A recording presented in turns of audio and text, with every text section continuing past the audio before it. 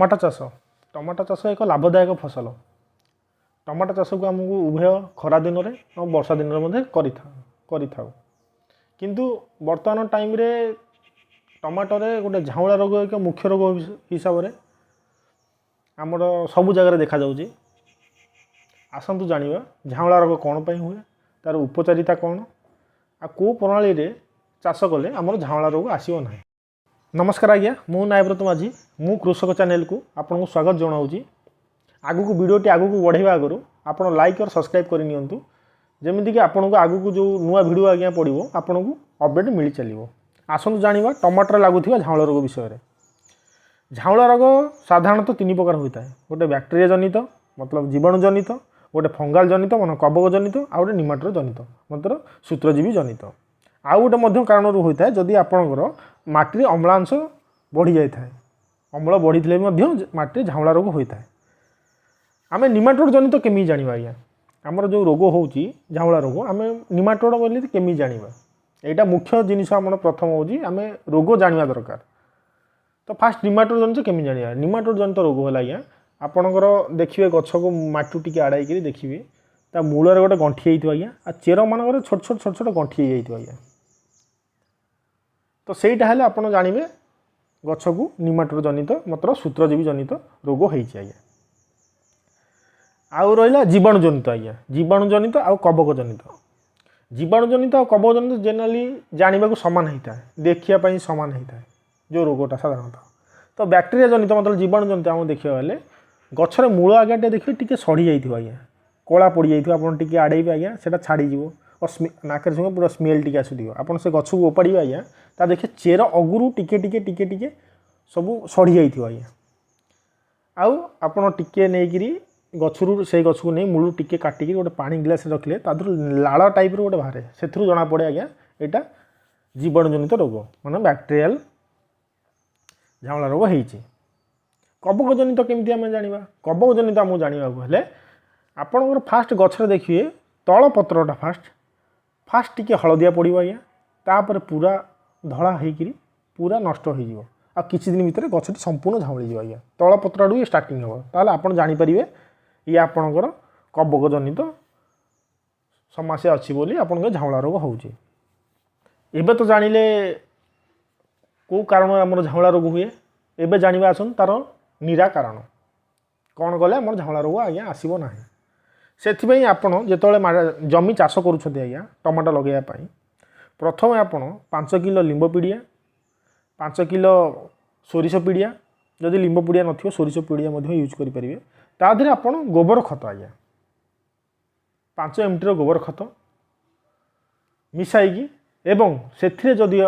हेई परिबो आपण 2 रु 3 किलो आज्ञा ब्लीचिंग पाउडर आज्ञा जो साधारणतः मिल जो सब जगह ब्लीचिंग पाउडर मिल जो आज्ञा 2 रु 3 किलो ब्लीचिंग पाउडर मिसाई ताकू माटी पकई भल चाष करने आज्ञा। चाष कर सारा पर ताकू 2 दिन छाड़ीदे आज्ञा, जमी की 2 दिन छाड़ीदे हलर 2 दिन पर्यटन छाड़ीदे आज्ञा।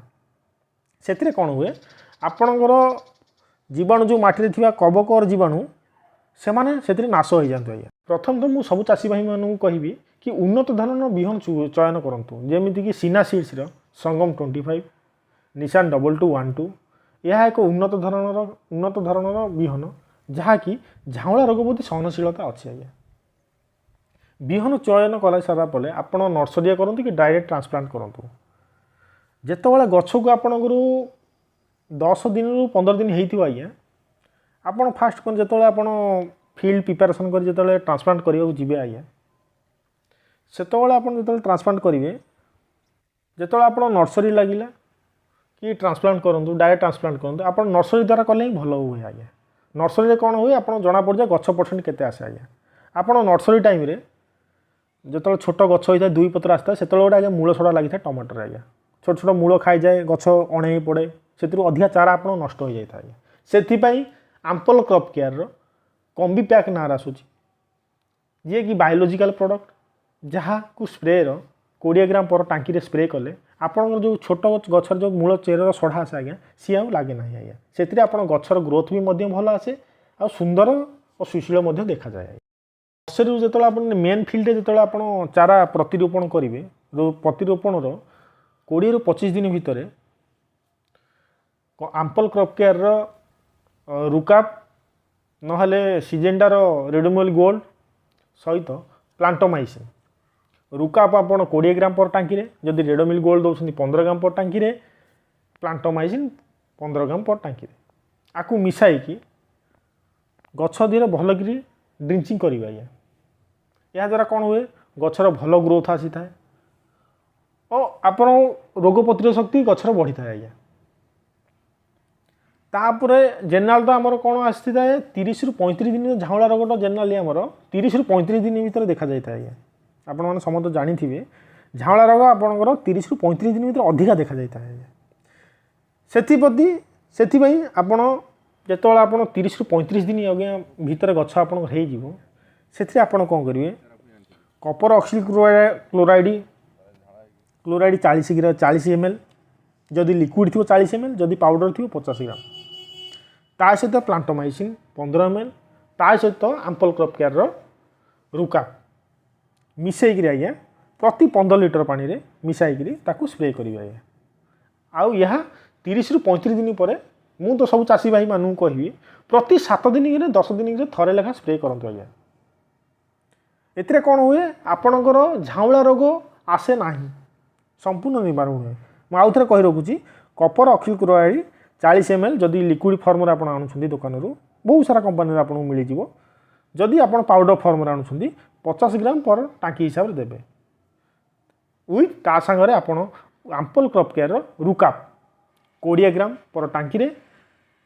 मिसाइकरी ताकू 15 लीटर पानी रे स्प्रे करिबा गछ मूल रे भल से ड्रेंचिंग करिबा एथिरे कोन आपण झाउला रोग 100% निवारण हो जिवो आज्ञा आ जो भाई माने वर्तमान सुधा मनकर आम झाउला रोग लागी सारी तार उपचार पई आपण कोन करिवे थाइफ्लुजामाइड 24% SC 25 gram copper oxychloride 40 ml liquid वाला तापर रुकाप 25 ग्राम प्लस कासुकामाइसिन 30 ml मन रखु आज्ञा मुझे आउ थे कही रखुच्छी आपन को जदि आपणकर झाउला रोग लगी सारी तार भी उपचार आज्ञा अच्छी थाइफ्लुजामाइड 24 SC 25 gram copper oxychloride 50 WP 40 ml जदि आप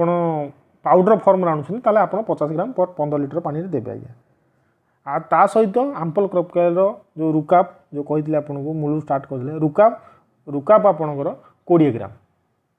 ता सहित आपण कासुकामाइसिन आपण ए चारिटा जिनिस को मिसाइक रे कासुकामाइसिन 30 ml ए चारिटा जिनिस को मिसाइक आज्ञा प्रति 5 दिन करे थरे आपण स्प्रे करंतो आज्ञा आपण देखिबे झाउला रोग आपणकर संपूर्ण निवारण हो आज्ञा आपणकर भी गछ सुस्थ रहिबो गछर भी ग्रोथ मध्य आसीबो आ इतरे अमल अधिया पाइबे आ कम खर्च रे आपण अधिका प्रॉफिट पाइबे आज्ञा एति थिला आज्ञा झाउला रोग विषय रे जीवा पूर्व मु कृषक चैनल को लाइक और सब्सक्राइब कर नियंतु जो को यही भली चाष विषय रे समस्त जानकारी आपन को मिली पारिबो हाँ गला पूर्व ये मध्य कही रखुची कि आपण झाउला रोग रे को मेडिसिन पकांती तार मध्य आपण कमेंट माध्यम जणाई पारिबे। धन्यवाद।